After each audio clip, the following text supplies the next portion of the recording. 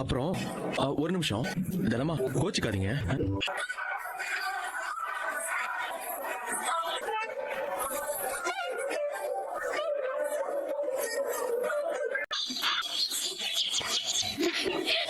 சரிங்க நீ நான் சுடு தண்ணி ஊத்தி வச்சிருக்கேன், நீங்க போய் குளிங்க.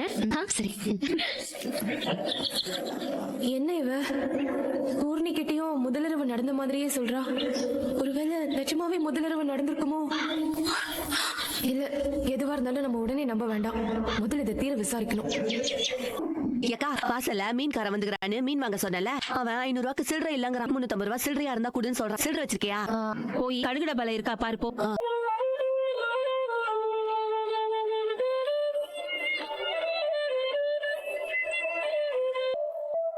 அத விட்டுட்டு வீட்டு படி தாண்டி போய் ஆட்டோ ஓட்டதெல்லாம் நம்ம குடும்பத்துக்கு சரி வராதுப்பா.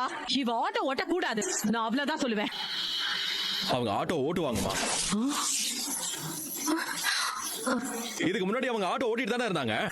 இதுக்கு